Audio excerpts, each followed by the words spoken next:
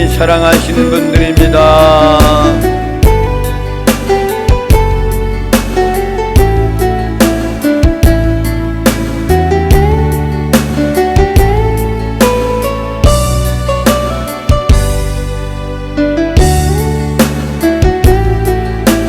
옆에 사람 보면도 당신은 소중한 사람, 당신은 소중한 사람, 당신은 존귀한 사람, 당신은 존귀한 사람. 이 세상에 하나뿐인, 이 세상에 하나뿐인 당신은 너무나도 소중한 사람, 당신은 소중한 사람, 당신은 소중한 사람, 당신은 존귀하신 사람, 당신은 존귀한 사람.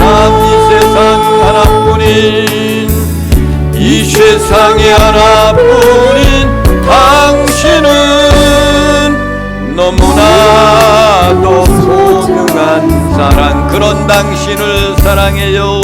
그런 당신을 사랑해요. 그런 당신을 축복해요. 사랑받기에 합당한 당신을 주의 이름으로 사랑합니다. 할렐루야. 앞사람, 뒷사람, 옆사람 인사를 나눕니다. 하나님은 당신을 사랑하십니다. 하나님은 당신을 사랑하십니다. 당신은 소중하신 분입니다. 당신은 존귀하신 분입니다. 하신 분들이십니다. 아멘. 이 세상에서 가장 소중하고 존귀하시고 하나님이 사랑하시는 분들은 여러분들과 나예요. 아멘. 나 외에 다른 신을 위하지 말아라 그랬듯이 하나님께 영광, 하나님이 제일이고 그 다음에 나야, 나. 할렐루야. 내가 가장 소중하고 존귀하신 분인 겁니다. 오늘 우리에게 주시는 하나님의 말씀은 사도행전 2장 1절부터 4절에 있는 말씀, 신약성경 188페이지가 되겠습니다. 한 절씩 교독을 하시겠습니다. 1절 말씀을 제가 읽겠습니다. 오순절날이 미름에 그들이 다 같이 한 곳에 모였더니 호련히 하늘로부터 급하고 강한 바람 같은 소리가 있어 그들이 앉은 온 집에 가득하며 마치 불의 셔처럼 갈라지는 것들이 그들에게 보여 각 사람의 하나씩 임하여 있더니 그들이 다 성령의 충만함을 받고 성령이 말하게 하심을 따라 다른 언어들로 말하기를 시작하니라. 할렐루야. 1장에 있는 말씀을 다 우리가 말씀을 다 읽고 그 말씀대로 우리가 한 주간 동안 여러분들은 사셨습니다. 그들이 모여 있는 곳에 오늘은 오순절 성령 강림, 오순절에 대한 말씀을 우리가 생각을 하면서 은혜 받는 시간 되기를 원합니다. 아멘. 언제 성령이 강림했냐면 오순절날 성령이 강림했다는 거예요. 그래서 사도행전은 사실처럼 교회의 역사서라고 이야기하지만은 성령 강림의 역사를 그린 책이 바로 사도행전이다. 성령 강림의 역사라는 것은 구약시대 때는 부분적으로 선택한 선지자 이런 사람들에게만은 성령의 영이 가서 그들과 대화를 나누며 역사를 했지만은 신학에 접어들어서는 누구든지 갈망하고 사모하는 사람들에게는 성령님이 강림했다는 것, 아멘. 성령님이 여러분의 심령에 있다는 것. 아멘. 그래서 예수 그리스도의 승천 후 약속대로 주님이 말씀하시기를 내가 보혜사 성령을 보내주시겠다라고 이러고 말씀하셔서 이것을 성령 충만하게 받은 사도들이 교회를 세우기 위해서 활동해서 교회가 초대교회에 세워진 그런 역사는 성령 강림의 역사로 인하여 초대교회가 세워졌다는 사실입니다. 첫 기독교 역사로 오순절 일어난 성령 강림의 사건은 신약 성경에 매우 독특한 그런 말씀이에요. 2장 1절에 있는 말씀을 봅니다. 시작. 오순절 날이 이미 이름에 그들이 다 같이 한 곳에 모였더니. 할렐루야. 오순절 날이 이름에 그랬어요. 이 오순절이란 말은 원래 제50의 뜻을 가지고 오순절 이렇게 이야기합니다. 이 날은 어떤 날이냐면은 6월절 주간의 한 안식일로부터 50일째 되는 날을 지키는 유대인의 3대 절기를 말하는 겁니다. 그 속에는 6월절이 들어가 있어요. 어린 양의 피로 구속함을 받았던 그날 6월절, 오순절, 오늘 오순절이라는 게 50일, 그러니까 그 다음에 초막절, 바깥에서 장막치고 생활했던 그들의 모습, 이것을 하나를 묶고 있는 것이 이 오순절을 이야기하는 겁니다. 신명기 16장 1절에 있는 말씀을 봅니다. 시작. 를 지켜 네 하나님 여호와께 유월절을 행하라. 이는 아비벌의 네 하나님 여호와께서 밤에 너를 애굽에서 인도하여 내셨습니다. 할렐루야. 아비월을 지켜 그랬어요. 내 하나님 여호와께 유월절을 행하라 그랬어요. 그러니까 아비월이라는 것은 시브리어로 뭐냐면 아비부라는 그런 말인데, 이 뜻은 뭐냐면 부드럽다, 이 말에서 유래되는 겁니다. 곧 다시 말하면 곡식의 이삭들 그리고 푸른 싹을 뜻하는 이야기인데, 유대 종교력으로 첫 달이지만 태양력으로는 언제냐면 3월 말을 이야기하는데, 이것을 아비월, 유대인들이 유월절을 지키면서 그들이 구원받았잖아요. 그때를 첫 달로 다 삼고 있지만 사실은 3월을 말하는 건데, 그들에게는 아비월이 첫날로 그들은 정해놓는 거예요. 4월 초에 해당하는 팔레스타인에서는 어떻게 하냐면 보리 수확기를 그 기간을 해당되는 절기가 됩니다. 이때 이스라엘이 애굽에서 나온 것을 기념하여 이후로는 한 해에 달마다 정하여서 하나님께 드리는 그런 거예요. 종교적으로는 제 첫 번째 그들의 유대교들은 1월을 아비월 이렇게 이야기합니다. 출애굽기 12장 2절에 있는 말씀을 보겠습니다. 시작. 이달을 너희에게 달의 시작 곧 해의 첫 달이 되게 하고. 아비월이라는 그것을 이달을 너에게 달의 시작 곧 해 첫 달이 되게 하고 그랬어요. 그러니까 옛날에 있었던 것이 아닌 새롭게 정해놓은 그 달력을 정해놓은 유대인들의 모습에서 찾아볼 수가 있는 거예요. 그래서 오순절은 6월절 기간 동안 처음 익은 보리 곡식단을 가지고 제단에 가져와서 드리는 날로부터 시작하는 거예요. 그런데 1세기경부터는 오순절은 하나님이 어떻게 했냐, 시내산에서 율법을 주신 것을 기념하는 명절로 여기기 시작하여 그들이 지키기 시작한 거예요. 출애굽기 19장 1절에 안식일의 연대를 볼 때 율법을 받는 날이 오순절 날임이 분명합니다. 출애굽기 19장 1절 말씀을 봅니다. 시작. 이스라엘 자손이 애굽 땅을 떠난 지 3개월이 되던 날 그들이 시내 광야에 이르니라. 자, 그러니까 몇 달 만에 거기 이루었다고요? 3개월 만에. 3, 3은 9 그렇단 말이에요. 이루었다. 그들이 시내 광야에 이루었다 이 말입니다.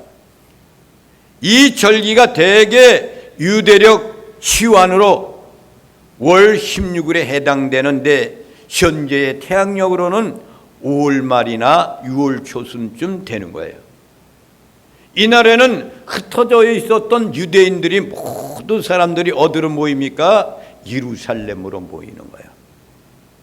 그리고 유월절 절기 오순절이라고 하는 것을 지키는 건데, 그것이 처음 익은 모백 보리 이삭들 이런 것들을 다 거두어 가지고 그것을 떡을 만드는 거야. 떡을 만들어서 성전에서 제사를 하나님께 드리는 거야. 유월절이 그리스도의 순환과 부활을 예표하는 것이잖아요. 그렇죠? 유월절 어린 양의 피로 구속함을 받았잖아요. 그러니까 예수님의 순환과 부활을 예표하는 것이 유월절을 말하는 겁니다.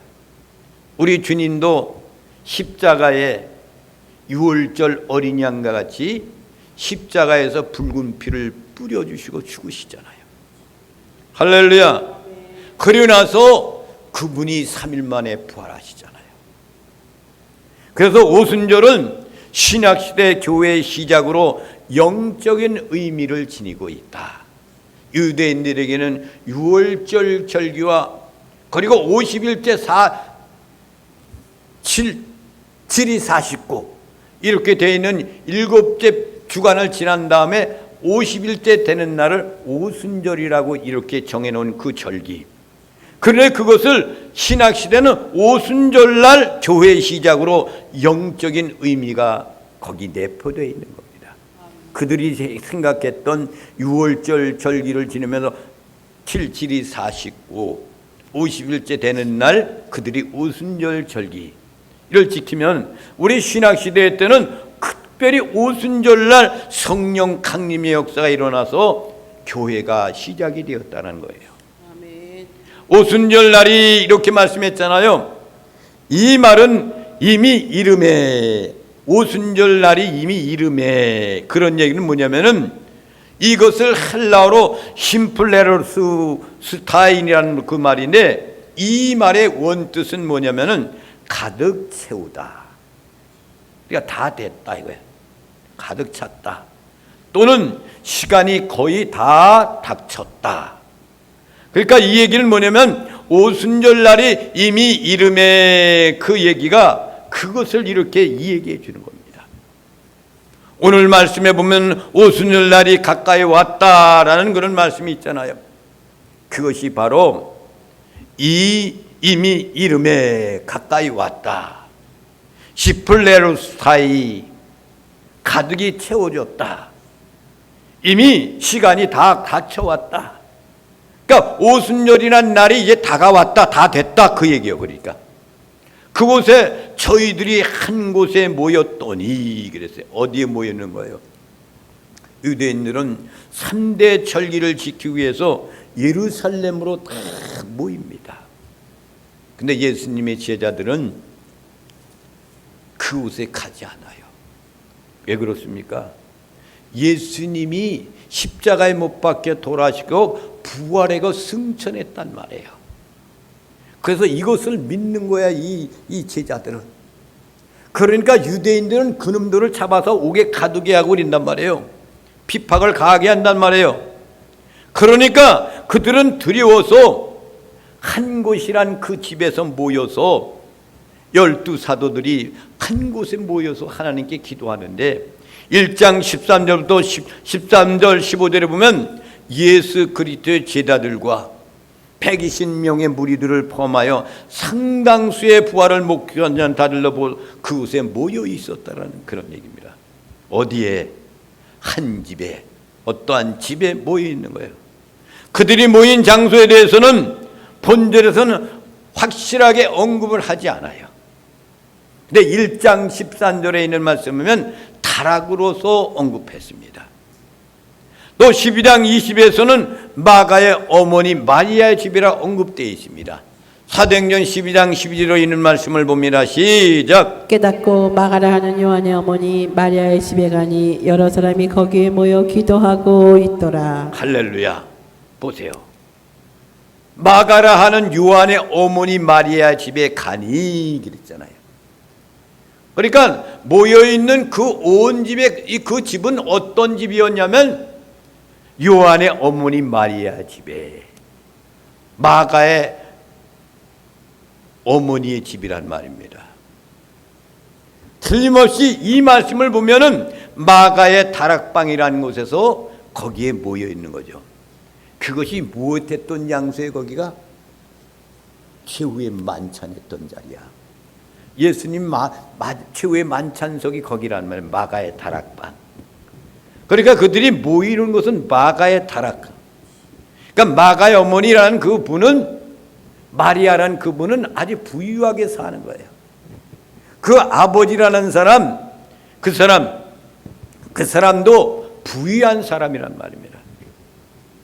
그런 곳에 모여서 그 피신을 하고 있는 거죠. 거기에 사람들이 그들을 잡아가서 핍박하고 감옥에 가두고 그런 일을 하니까 유월절 절기를 지키지 아니하고 거기에 모여 있는 거예요. 그러니까 이렇게 모여 있던 모든 사람들은 뭘 합니까? 우리 주님이 마지막으로 부활 승천할 때 너희들은 예루살렘을 떠나지 말고 내가 보내신 약속하신 성령을 기다리라 그랬잖아요. 그러니까 이 말씀에 준해서 그들은 거기서 기도하면서 성령 강림을 기다리고 있는 거예요. 거기서 2장 2절과 3절에 있는 말씀을 봅니다. 시작. 호련히 급하고 강한 바람 같은 소리가 있어 그들이 앉은 온 집에 가득하며 마치 불의 혀처럼 갈라지는 것들이 그들에게 보여 각 사람 위에 하나씩 임하여 있더니. 할렐루야. 그렇게 모여서 기도하고 있었더니 갑작스럽게 호련히 하늘로부터 급하고 강한 바람 같은 소리가 있어서, 바람 슉 부는 바람 소리 같은 것이 있어서 그들이 앉은 오집에 온 집 안에 가득하였다 그랬어. 거기에 모여있는 모든 사람들이 그 소리를 다 듣는 거예요. 마치 불의 혀처럼 갈라지는 것 같이. 마치 어떤 모습이냐면 불의 혀처럼 갈라진 것들이 그들에게 보였다 이거예요. 보였다. 각 사람이 하나씩 임하였더니 거기에 모여있는 모든 사람들한테 그것이 성령님이 강림하는 모습이에요. 2절 오늘 본문 말씀의 4절에 있는 모습에는 무엇을 보이면은 성령 강림의 역사가 일어났을 때 세 가지 징조가 일어났습니다. 첫째는 바람, 두 번째는 불, 세 번째는 뭐예요? 방언. 이것이 성령 강림의 역사에 있었던 그런 성령의 역사인 겁니다. 이것들은 모든 유대인들의 전통에서 하나님의 임재하심을 나타냈을 때 보여주는 현상이었어요. 2절에 보면 급하고 강한 바람 같은 소리로 그랬어요. 성령의 임재가 상징적으로 표현되는 거예요. 여기에서 바람이 성령의 임재하심에 대한 징표로 나타나 있는 거죠. 성령님이 강림하실 때 바람의 모습과 같이 그것이 불어지는 순간에 성령님이 강림했다 그런 얘기예요. 성령, 이것은 영, 이것을 푸니마라고 얘기해요. 푸니마. 바람은 뭐라 그래요? 푸노메. 이 그러니까 푸노마가 푸노웨하고 깊은 연관이 있는 사실에 대한 것을 볼 수가 있는 겁니다. 이러한 것은 보면은 예수님과 니고데모의 대화 가운데서 예수님이 말씀해 주었어요. 그 말씀 가운데 보면은 이제 예수님이 그에게 니고데모에게 말씀하십니다. 요한복음 3장 8절 봅니다. 시작. 바람이 임으로 불매 내가 그 소리는 들어도 어디서 와서 어디로 가는지 알지 못하나니 성령으로 난 사람도 다 그러하니라. 아멘. 그러니까 예수님이 말씀하시는 거예요. 니고데모한테 거듭나야 된다 막 그러니까 그래도 이해를 못해요. 그러니까 예수님 말씀하시는 거예요. 바람이 임으로 불매 내가 그 소리를 들어도 어디서 와서 어디로 가는지 너는 알지 못하지. 인간은 성령으로 난 사람도 그렇다 이거예요. 하나님과 그분만 안다 이거야. 할렐루야. 또한 구약에서도 하나님의 임재를 어떻게 표현하냐면 바람으로 표시한 것이 많이 있어요. 열왕기상 19장 11절에 있는 말씀을 봅니다. 시작. 여호와께서 이르시되 너는 나가서 여호와 앞에서 산에 서라 하시더니 여호와께서 지나가시는데 여호와 앞에 크고 강한 바람이 산을 가르고 바위를 부수나 바람 가운데 여호와께서 계시지 아니하며 지진이 있으나 지진 가운데에도 여호와께서 계시지 아니하며. 할렐루야.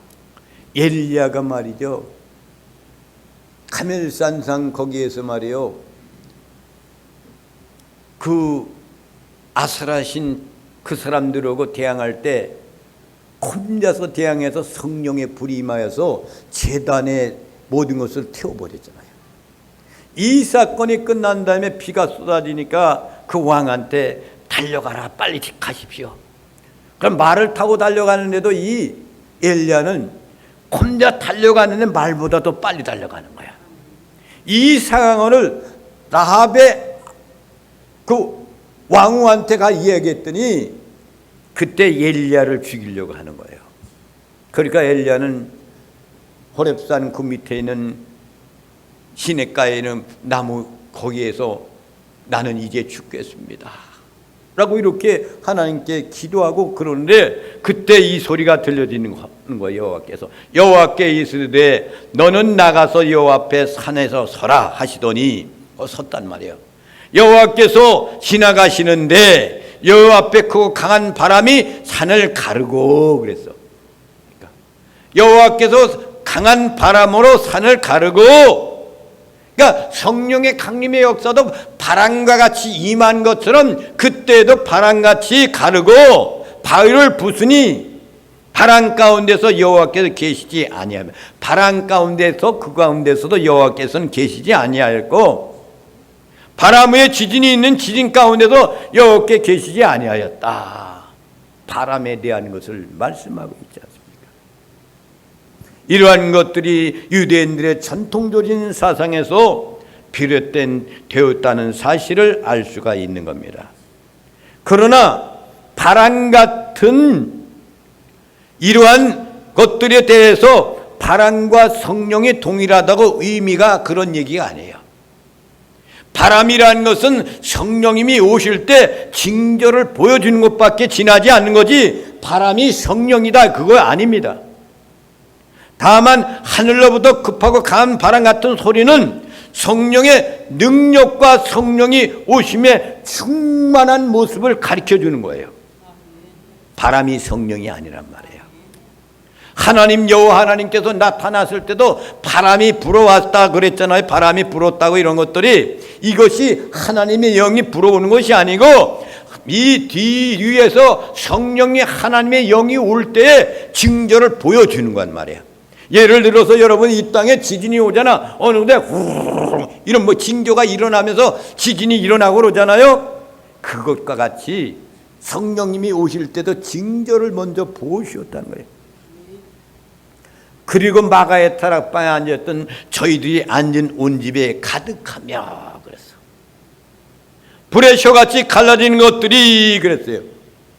그러니까 이것이 성령의 임재를 묘사하는 게, 성령님이 강림했을 때 불의 셔같이 갈라지는 것들이, 그래서 이게 성령님이 오시는 거야. 성령님의 임재를 말하는 거예요.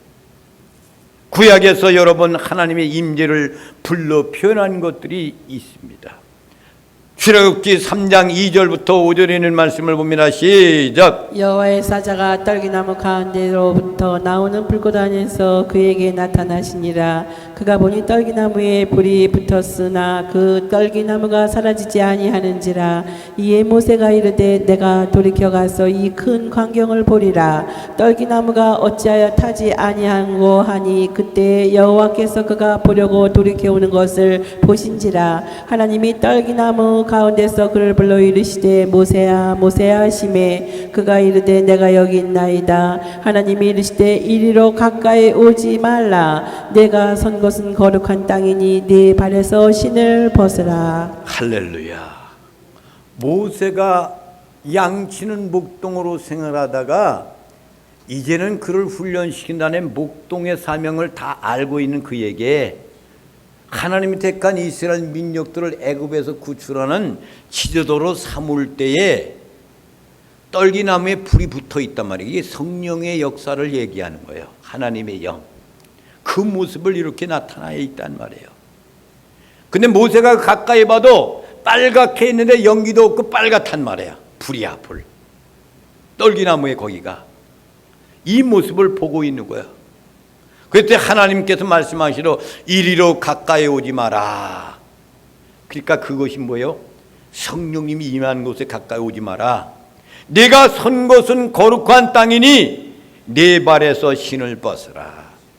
그 거룩한 모습으로 이곳에 가까이 오려면은 그동안 네가 어디를 가고 그랬던 그 지저분한 그 신을 벗어버려라 이거야. 깨끗한 모습을 가져야 된다. 그런 말씀하는 거예요.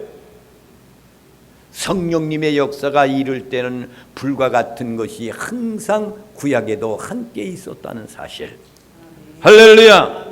복음서에서는 세례 요한은 성령의 오심을 불과 밀접하게 관련하여서 말씀해 주었어요. 마태복음 3장 11절에 있는 말씀을 봅니다. 시작. 나는 너희로 회개하게 하기 위하여 물로 세례를 베풀거니와 내 뒤에 오시는 이는 나보다 능력이 많으시니 나는 그의 신을 들기도 감당하지 못하겠노라. 그는 성령과 불로 너희에게 세례를 베푸실 것이요. 할렐루야. 세례 요한은 뭡니까? 물 세례를 베푸는 거예요. 그렇지만은 내가 이 물세례를 뱉는 너희들에게 회개하게끔 물세례를 주는 것뿐이야. 그렇지만 내 뒤에서 오시는 이는 나보다 능력이 아주 많으신 분인데 나는 그의 신을 들기도 감당하지 못한 아주 부족한 그런 종이야. 그런데 그분은 성령과 불로 너에게 세례를 베풀 것이요 그랬단 말이에요. 아멘.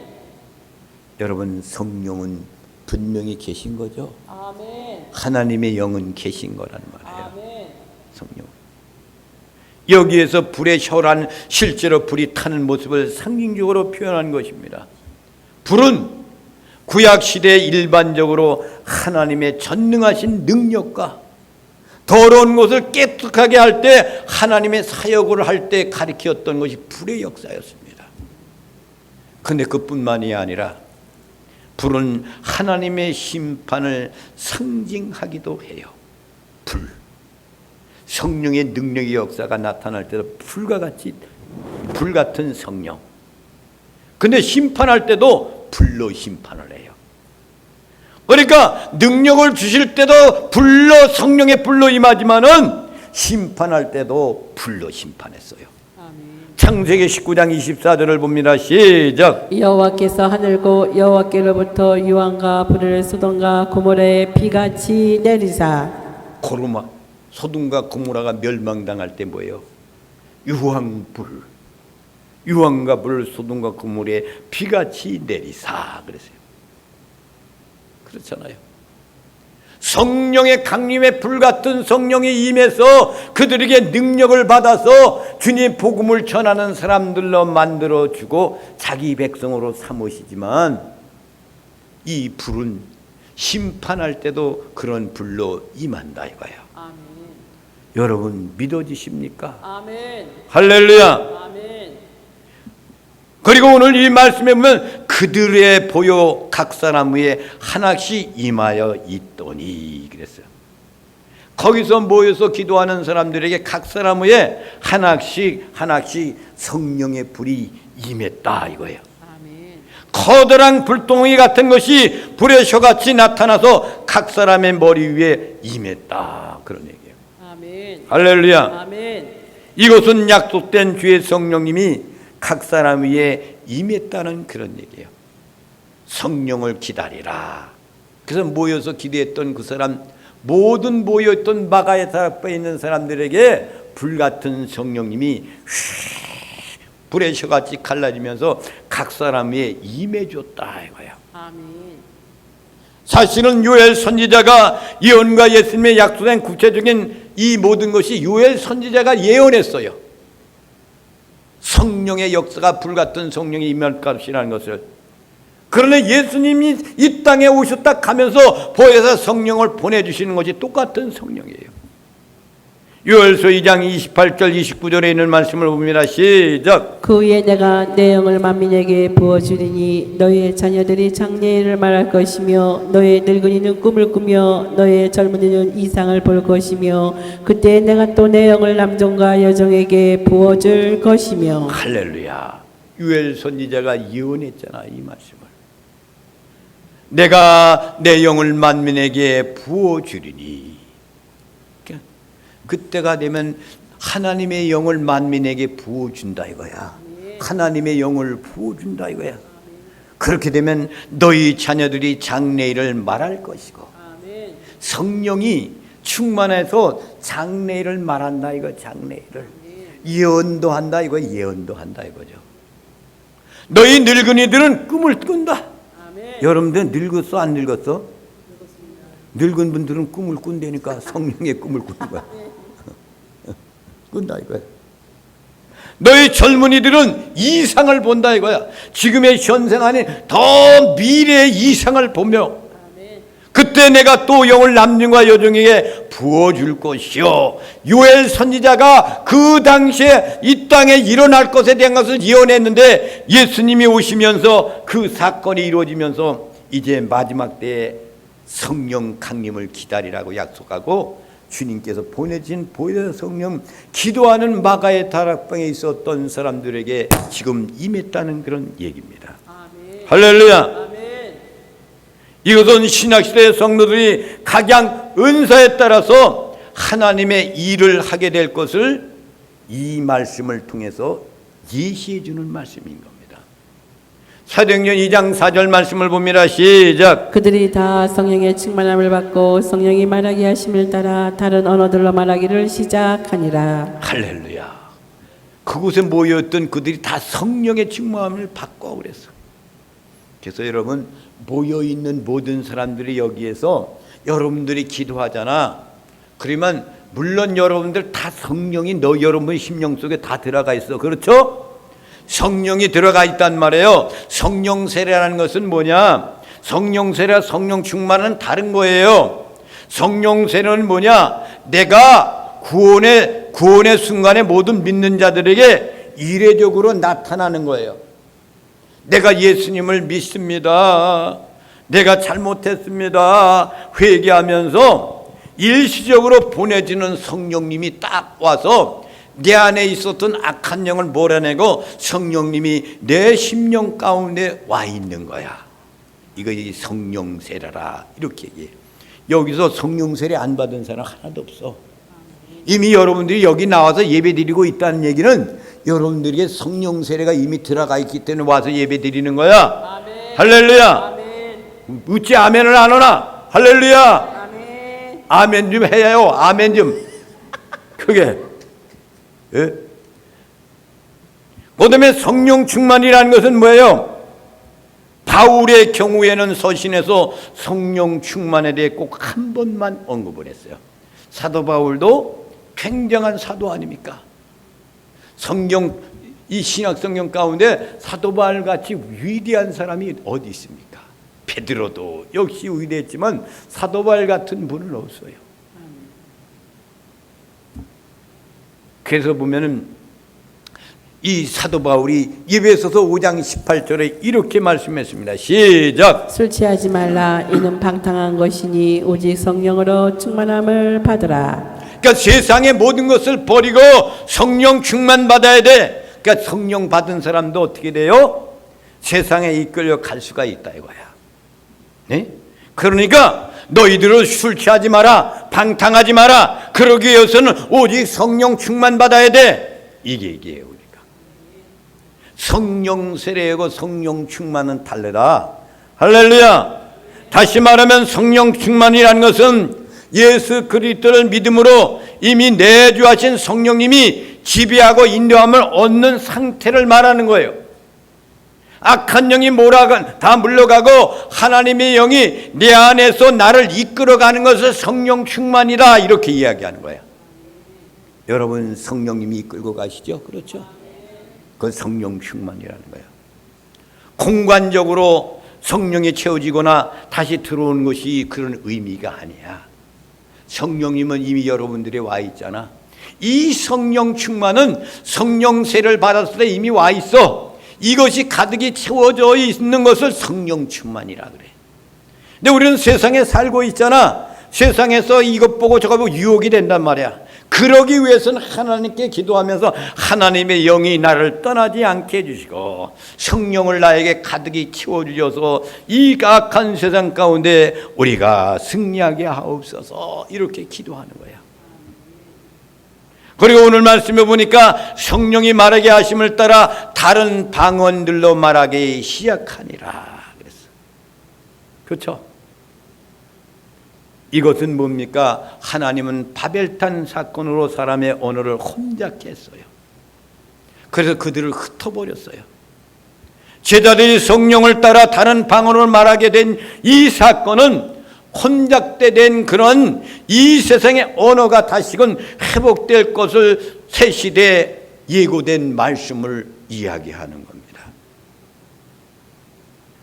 성령 강림의 역사로 주님의 부활의 소식이 우주적으로 확산될 것을 말하는 거죠. 예수님이 십자가에 돌아가셨다가 부활하셨어. 승천했다. 이것은 성령 강림의 역사를 통해 가지고 혼잡했던 그들에게 그들이 방언이 터지기 시작해 가지고 그 사람들이 다른 사람의 나라 사람들이 그것을 다 무슨 말인지 알아들었다 그랬어. 그러니까 방언을 통해 가지고 그 사람들이 성령의 역사를 통해서 그 말이 무엇인지 알 수가 있었다는 그런 얘기입니다. 그래서 1절과 4절까지에는 초대교회는 성령 세례와 성령 충만으로 예수 그리스도의 부활과 승천 재림의 확신을 주는 것이 성령 세례예요. 성령이 임한 거예요. 우리는 이 사건을 통해서 교회가 세워지기 위한 처음에 특수한 상황인 것을 꼭 잊어서는 아니 됩니다. 교회가 세워질 때는 성령의 바람이 불어서 처음에 초대교회가 성령님이 오셔서 교회를 세우게 하셨다. 그래서 제자들이 성령 세례와 성령 충만은 방언으로 이어지기 시작을 하는 거예요.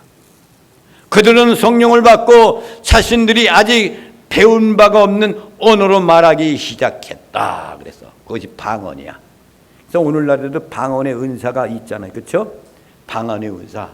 따따따따따따따 뭐 그리고 있잖아. 라이셔타 와카라이시더니 이 방언이란 말이야. 방언. 이 방언의 은사가 내가 스스로 하는 거 아니에요. 하나님께서 그 방언의 은사를 그때 여기 모여있던 모든 사람들이 방언으로 이야기했던 언어가 그런 것으로 하나님께 기도하고 이야기했다 이거예요. 그러니까 우리도 방언의 은사가 있는 거예요. 그러니까 처음 믿는 사람들은 아이고 교회 갔더니 따따따따따 하고 이거 뭐 살겠냐 그러거든. 그러니까 이 방언의 은사는 말이죠. 그러니까 나가 혼자 기도할 때 방언의 은사를 하는 거야. 기도하는 거야. 그러니까 모르는 사람들에게는 해를 비치가 있으니까 말이죠. 그렇지만은 그것을 깨닫지 못하는 사람, 그것을 내가 방언을 못하는 사람이 있다면은 나도 방언이 있다는 건 성경에 있구나. 이것은 우리는 알고 있어야 돼. 그러니까 이해를 해야 된단 말이야. 그리고 나도 저 사람같이 기도하면서 방언의 은사가 나에게 와서 하나님께 기도할 때 와샤 카라 와쇼 도아레스트니 뭐 이렇게 막 방언의 은사로 기도하는 거야. 할렐루야. 다른 여러 지방에 온 사람들이 그것을 다 이해했다 그래서 다른 사람들이 지방에 있는 모든 나라 사람들이 유월절 절기를 지키러 왔단 말이에요. 그러니까 이 모습을 보고 그 사람들이 거기에 가니까 예루살렘에서 유월절 절기를 지키다가 마가의 다락방에서 성령 강림의 역사가 일어나서 그곳에 모이는 사람들이 막 진동하며 그냥 하나님 앞에 언어로 방언으로 그냥 기도한다 이 소식을 듣고 사람들이 그곳에 마에 모집해서 모여들기 시작한 거예요. 그러면서 그들이 딱 그 광경을 보고 지방에 온 사람들이 모두가 이해를 했다 그래서 이해했다. 그러면은 이것은 하나님이 보내진 성령의 강림의 역사가 분명하다 이 얘기예요. 그러니까 우리도 여러분 어떻게 돼요? 오순절날 성령 강림의 역사 이미 여러분들에게는 성령의 역사로 성령 세례를 받은 사람들이에요. 세례를 받는 순간에 하나님의 영이 이제 거기 들어가는 사람도 있고, 성령 세례를 먼저 받은 사람이 또 물 세례를 나중에 받는 사람도 있어요. 물 세례를 받고 난 다음에 그 다음에 또 성령 세례가 있어. 성령 세례. 성령이 나한테 와야 돼. 오순절 타락방에 왔던 성령의 강림의 역사가 있는 것처럼 나한테 이 성령님이 와야 돼. 할렐루야. 이것이 성령 세례. 성령 세례, 예수 믿고 구원받은 사람들에게는 모두가 성령 세례가 임했어. 그렇지만 성령 충만은 다른 거야. 하나님의 영이 내 안에서 나를 이끌고 가는 것이 성령 충만이야. 하나님의 성령님이 나를 이끌어가는 거야, 이 세상을. 그리고 올바르게 진리의 길을 걸어가게 만드시는 거야. 어떠한 유혹에 넘어가지 않고 성령이 충만한 사람은 넘어가지 않는 거예요. 그래서 옳은 길, 좁은 길, 진리의 길, 생명의 길을 끊임없이 가는 거예요. 이 땅에 여러분이 살아야, 많이 살아야 120세까지 사는 거예요. 그렇지만 영원히 사는 것은 어디예요? 하나님의 나라. 하나님의 나라에 가는 사람들은 예수 믿고 구원받은 사람, 믿고 구원받은 사람들이 가는 거야. 성령님이 내 안에 있는 사람들은 믿고 구원받은 사람들입니다. 이런 사람들이 다 되어져서 성령 충만한 삶을 사시기를 주님의 이름으로 축원을 드립니다. 이 찬양을 부르시면